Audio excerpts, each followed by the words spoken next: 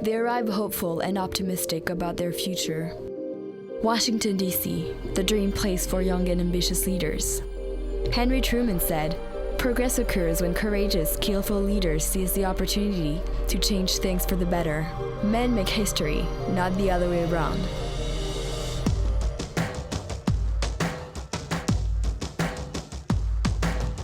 But they're not the only ones. Women stand by their sides. Often mocked and rejected, women leaders struggle to be accepted. Even in the 21st century, women leaders are still a paradox in our society.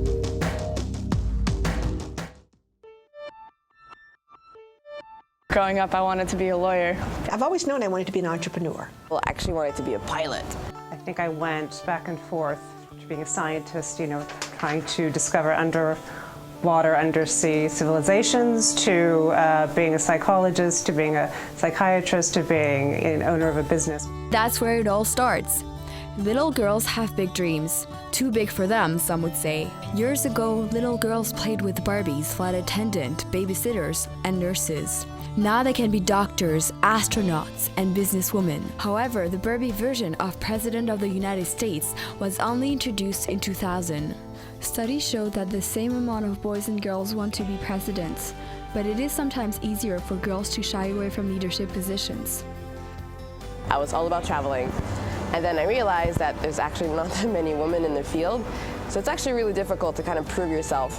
There's a very subtle, I think, point in time when girls or teenage girls shift their dreams to take a different direction than they did when they were younger. What I think happens to young girls is that because of the way they are treated differently from others, they're not given the same opportunities. They say, "Oh, you play with a doll," instead of going out and playing football.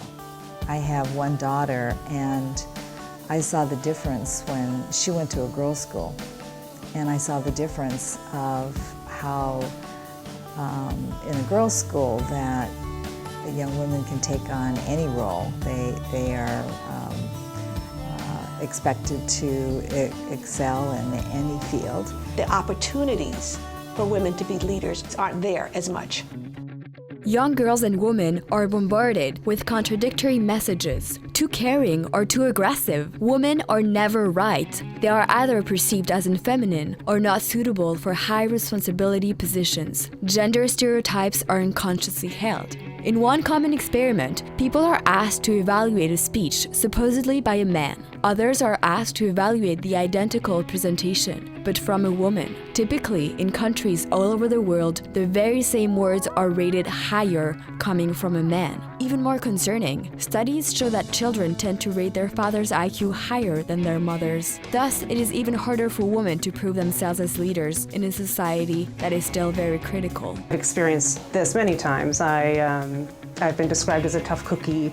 I've been described as someone who's quite strong, and that isn't always meant as a compliment. Well, oftentimes when a woman is seen as powerful or strong, it can have a negative connotation, and sometimes bitch is a way that you would describe that woman, or maybe just over-aggressive is something that you would describe her, whereas if a man was just naturally aggressive or strong, that's kind of like an innate characteristic of the male gender. If a woman's taken a strong, aggressive role in the workplace, you can say, "Oh, that girl, like she's a tough bitch," like Margaret Thatcher. So I don't think it's necessarily a negative thing when it's put in that context. We have these expectations for how women are supposed to behave, and they're deeply ingrained, they're socialized as part of our culture. Both men and women hold these expectations about women.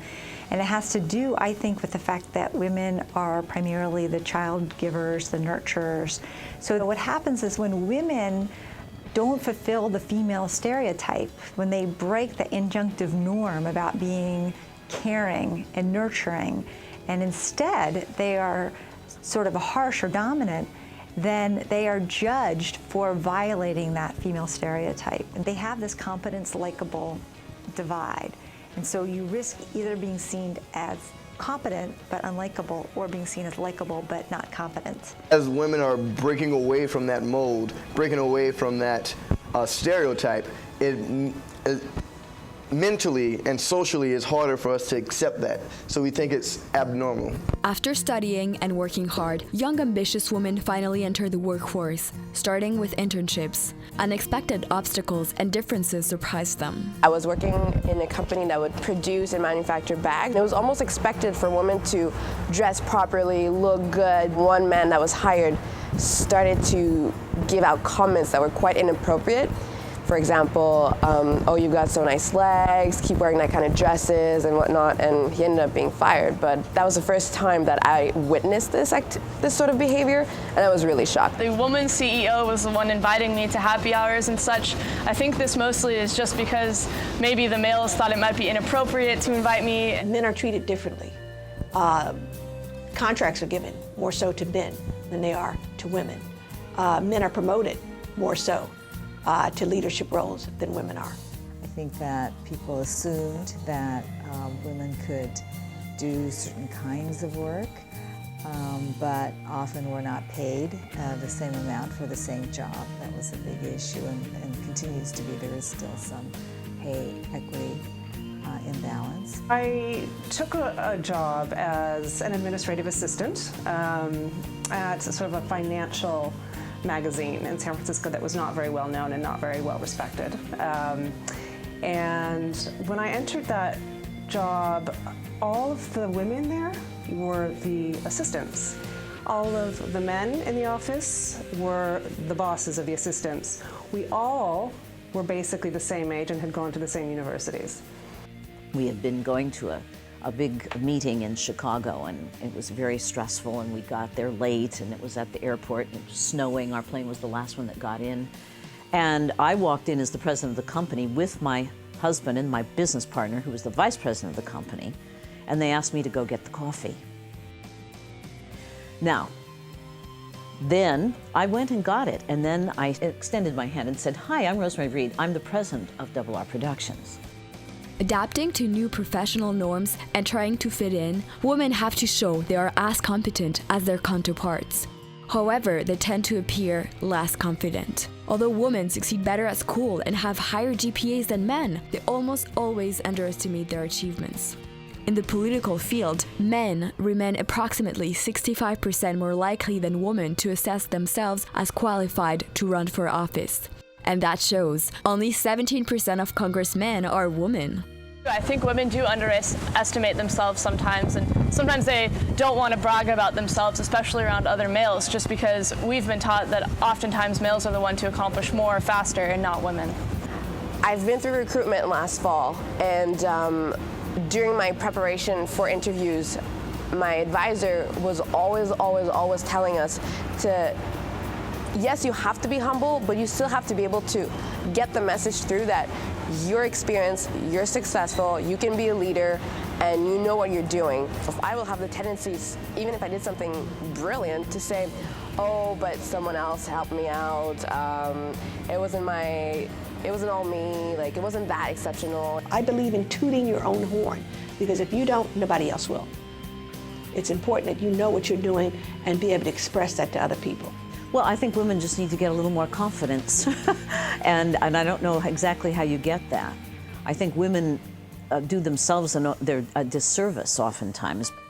Lacking confidence is not the only reason that hold back women from reaching top positions. Female college students rate powerful roles as less attainable. Family life and kids seem to come back as one of the most prominent concerns among young women. Nevertheless, women and men said in a recent poll they considered being good parents as more important than having a successful career. The only difference is women still pay the hot price for their personal choices. It's a challenge, and it's always a challenge, but it's one challenge that you should know that is there. I think that's the way I was raised, to always focus on growing within my career and putting relationships and boyfriends off second right now until I'm older and until I know what I'm going to do with my life. I'm so dedicated to having a career, and I really have strong ambitions and I want to achieve them. So for me, it's I will achieve these and then I'll think about family. You can choose to have a wonderful family and a lovely home. You can choose to have a great husband and perfect little children. And then you can choose to have the most terrific career in your life. But I don't think you can do all of them. women are better managers than men. And it's a fact. We manage the household. And so that gives us a lot of credibility in that department. Television had a big deal with that. It had a big influence. Television, when I was growing up, we saw Leave It to Beaver and Father's Knows Best.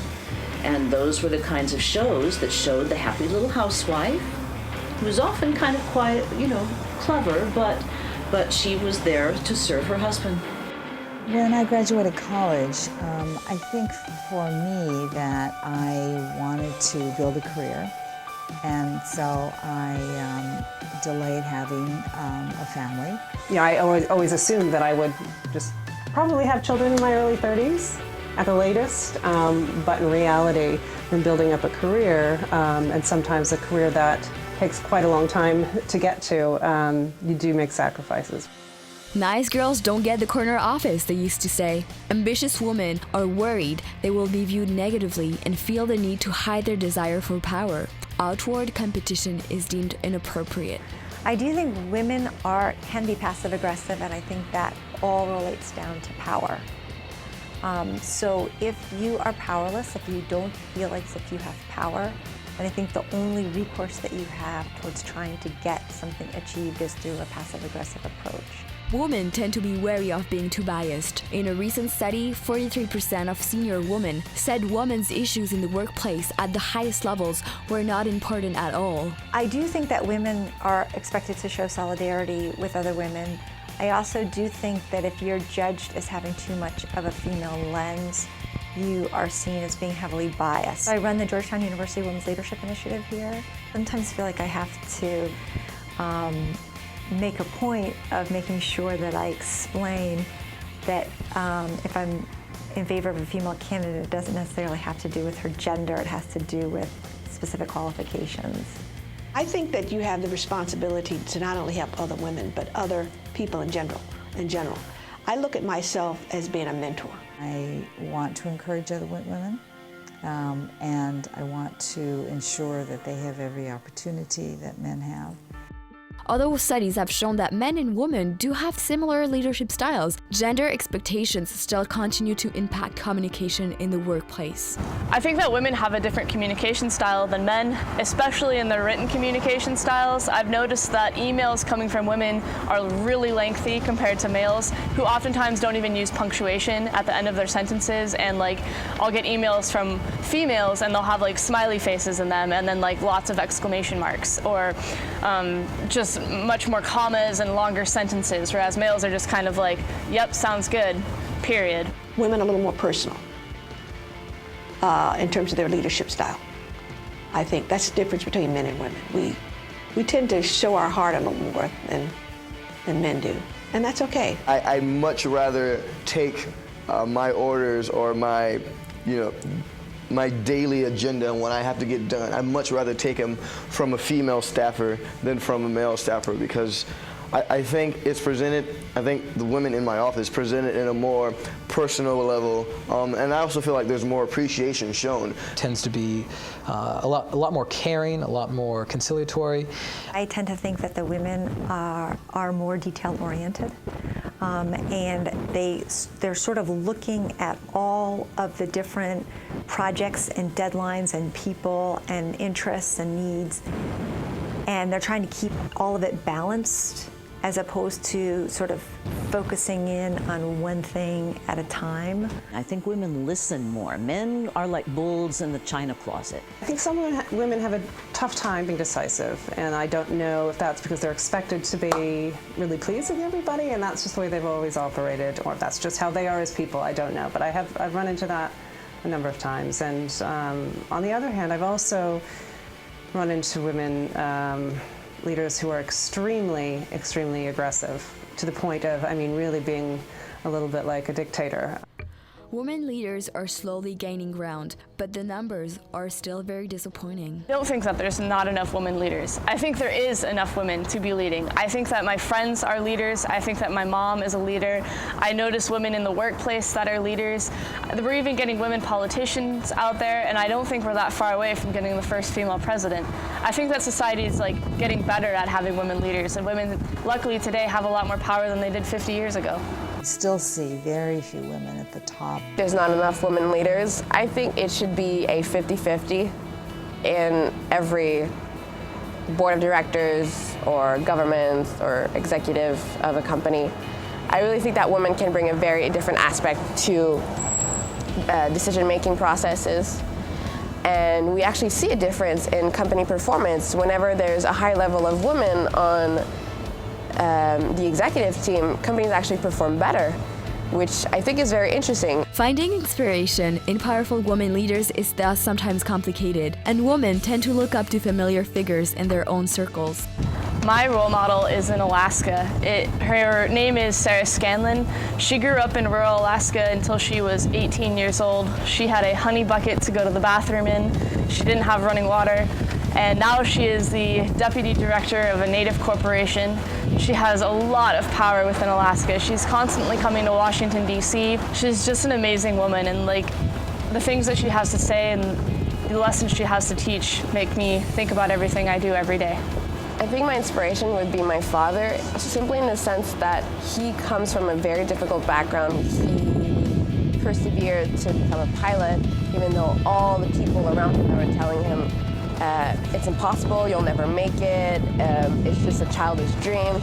And he never took those advice. He always put them aside, and he made it through. I hope that no matter how much success I get, no matter how far I go or don't go, I hope that I always stay the same person I was back then and I am today. I hope I just keep my convictions strong and I remember who I am. My career goal as a woman is to become an influential person in the field of environment, more specifically in the private sector, and to really change the private sector into becoming more environmentally friendly. I don't think anything's going to change until men are equal partners in child rearing. I think once men are staying home just as often and just as much as women, that they're equal in the family in any child care duties, so that children from day one are seeing the nurturing role as being both male and female. It starts with education, I think, very clearly when children are young. HEART is continuing to amplify the fact that women still have not achieved the top ranks in certainly the corporate sector. If we make new expectations for ourselves as women, and if we set the bar higher, we can only go up. I would say to younger women who want to be successful, find a mentor. Mentors are very important. Ask them, can I shadow you? Can I have a few minutes of your time to talk about what I want to do and get your advice? I have a philosophy. You don't ask, you don't get. Have confidence in who you are. I think if you have confidence in who you are and what your skills are, you will succeed in life. Until women get the confidence to know that they can do it. Now, believe me, you have to work hard. You have to work twice as hard as a man right now to get where you're going to get. I would like to see when a woman is running for office or when a woman is going up for a position, she is someone who is seen as qualified and just happens to be a woman. You know, leave high school and then eventually leave university really with their dreams intact, with determination that they can actually fulfill them, and not feel like there's this huge world on top of them and they are not strong enough to really survive in that world. Not too long ago, they were watching Sleeping Beauty, who was waiting for a prince to come. They read stories of princesses who ended up happy ever after with their kids. They grew up with images of men leaders, wondering why Beyoncé kept saying that girls ran the world. It is now their turn to see what they can do to improve their world, their turn to make a better future for both men and women. One day, they will run the world.